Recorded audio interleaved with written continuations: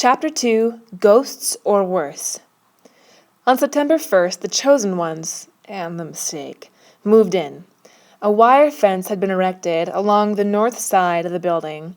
On it, a sign warned, "No trespassing. Property of the Westing estate." The newly paved driveway curved sharply and doubled back on itself rather than breach the city-county line. The Sunset Towers stood at the far edge of town.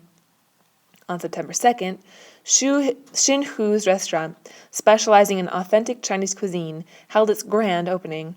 Only 3 people came. It was indeed an exclusive neighborhood. Too exclusive for Mr. Hu.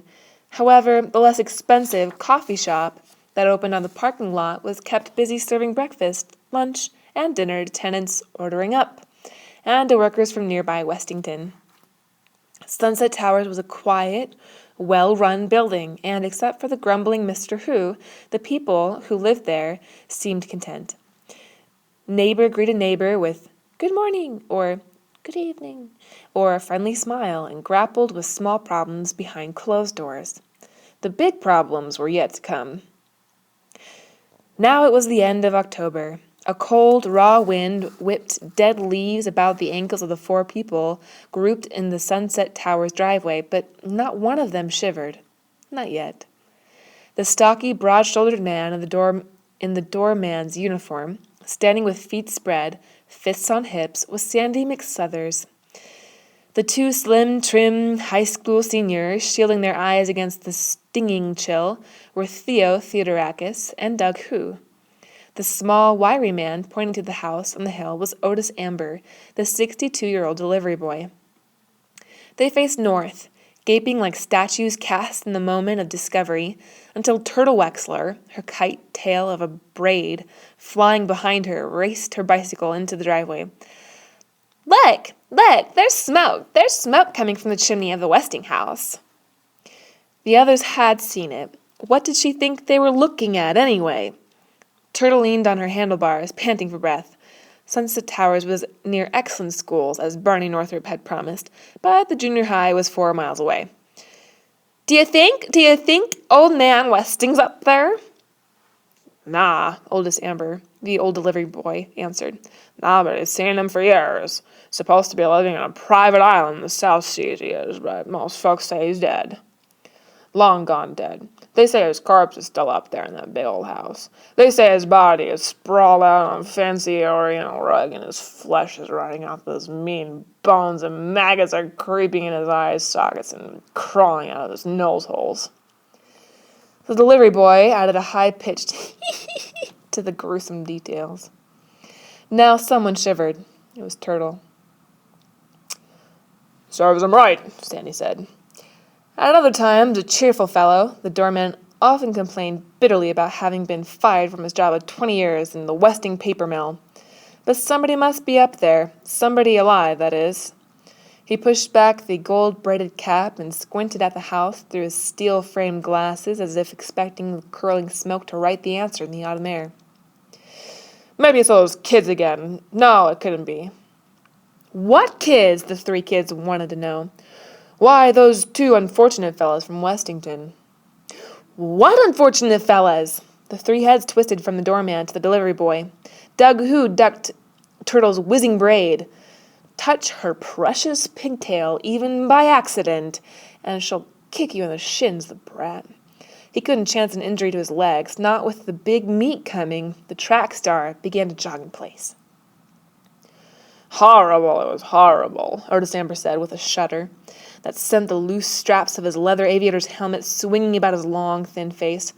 "Come to think of it happened exactly 1 year ago tonight, Halloween."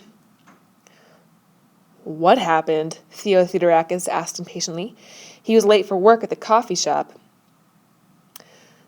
"Tell them, Otis," Sandy urged. The delivery boy stroked the gray stubble on his pointed chin.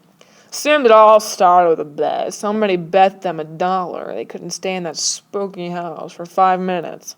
1 measly buck. The poor kids hardly got through those French doors on the side of the Westing house when he came tearing out like they was being chased by ghosts. Chased by ghosts or worse." "Or worse?" Turtle forgot her throbbing toothache. Theo Theodorakis and Doug Hu, older and more worldly wise, exchanged winks, but stayed to hear the rest of the story. One fella ran out crazy like screaming his head off. He never stopped screaming until he hit the rocks at the bottom of the cliff. The other fellow said but 2 words, something about purple. Sandy helped him out. Purple waves. Otis Amber nodded sadly. Yeah, that poor fellow just sits in the state asylum saying, purple waves, over and over again, and his scared eyes keep staring at his hands, you see. When he came running out of the Westinghouse, his hand was dripping with warm, red blood. Now all 3 shivered. Poor kid, the doorman said. All that pain and suffering for $1 bet. Make it $2 for each minute I stay in there and you're on, Turtle said. Someone was spying on the group in the driveway. From the front window of apartment 2D, 15-year-old Chris Theodorakis watched his brother, Theo, shake hands. It must be a bet, with the skinny, one-pigtailed girl, and rushed into the lobby. The family coffee shop would be busy now. His brother should have been working the counter half an hour ago. Chris checked the wall clock. 2 more hours before Theo would bring up his dinner. Then he would tell him about the limper. Earlier that afternoon, Chris had followed the flight of a purple martin, Procne subis, across the field of brambles, through the oaks, up to the red maple on the hill. The bird flew off, but something else caught his eye. Someone, he could not tell if the person was a man or a woman, came out of the shadows on the lawn, unlocked the French doors, and disappeared into the Westinghouse. Someone with a limp. Minutes later, smoke began to rise from the chimney. Once again, Chris turned toward the side windows and scanned the house on the cliff. The French doors were closed. Heavy drapes hung full against the 17 windows he had counted so many times. They didn't need drapes on the special glass windows here in Sunset Towers. He could see out, but nobody could see in. Then why did he feel that someone was watching him?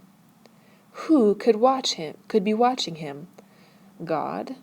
If God was watching, then why was he like this? The binoculars fell to the boy's lap. His head jerked, his body coiled, lashed by violent spasms. Relax, Theo will come soon. Relax. Soon the geese will be flying south on a V Canada goose, Branta canadensis. Relax. Relax and watch the wind tangle and smoke and blow in toward Westington.